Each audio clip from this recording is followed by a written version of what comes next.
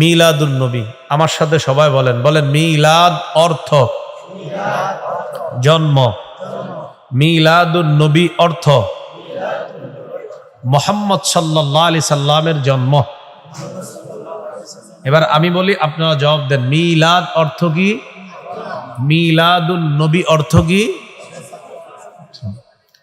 4 number কথা, নবীর জন্মবার কবে, কিবারে জন্ম নিয়েছেন? মুসনাদে আহমদ হাদিসের কিতাব 4 নাম্বার খণ্ড 172 নাম্বার পৃষ্ঠা। হাদিসের বর্ণনাকারী সাহাবী আব্দুল্লাহ ইবনে আব্বাস রাদিয়াল্লাহু তাআলা আনহুমা তিনি বলেন, আন আব্দুল্লাহ ইবনে আব্বাস রাদিয়াল্লাহু তাআলা আনহুমা ওয়ালিদা রাসূলুল্লাহ সাল্লাল্লাহু আলাইহি ওয়াসাল্লাম ইয়াউমাল ইসনাইন।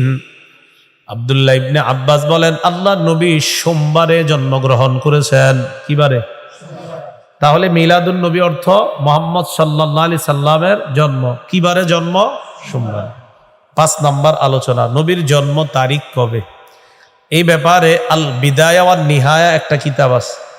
এই কিতাবের মধ্যে আল্লামা মুহাম্মদ ইবনে কাসির রহমতুল্লাহি আলাইহি লিখেছেন, নবীর জন্মদিনের ব্যাপারে 60টি অভিমত পাওয়া যায়। কয়টি? 1 নম্বর, কেউ কেউ বলেছেন নবীর জন্ম রবিউল আউয়ালের 2 তারিখে।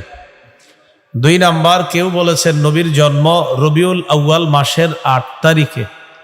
3 নাম্বার, কেউ বলেছেন নবীর জন্ম রবিউল আউয়াল মাসের 10 তারিখে। 4, কেউ বলেছেন নবীর জন্ম রবিউল আউয়াল মাসের 12 তারিখে। 5, কেউ বলেছেন নবীর জন্ম রবিউল আউয়াল মাসের 17 তারিখে। 6, কেউ বলেছেন নবীর জন্ম রবিউল আউয়াল মাসের 8 দিন বাকি থাকতে। 7, কেউ বলেছেন নবীর জন্ম রমজান মাসের 12 তারিখে, 12ই রমজান। এই 7টা অভিমত পাওয়া যায়। প্রত্যেকে তাদের অভিমতের পিছনে দলিল, যুক্তি, প্রমাণ উপস্থাপন করছে।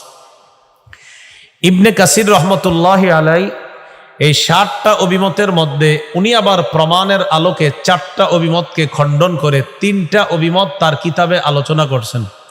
বলেন তো, 7টার মধ্যে 4টা অভিমত বাদ দিলে থাকে কয়টা? 3টা। 2, 8, 12। বলেন কত? 2, 8, 12। 2 তারিখে নবীর জন্ম। এই ব্যাপারে বর্ণনাটি এমন, ওয়ালিদা রাসূলুল্লাহ সাল্লাল্লাহু আলাইহি ওয়াসাল্লাম ইয়াউমাল ইসনাইনি লিলাইলাতাইনি খালাতা মিন শাহরি রবিউল আউয়াল। আল্লাহ রসুলের জন্ম রবিউল আউয়াল মাসের 2 তারিখে। এই বর্ণনা যারা করেছে এর মধ্যে এক ব্যক্তির নাম ওয়াকিদি। ওয়াকিদি এই বর্ণনা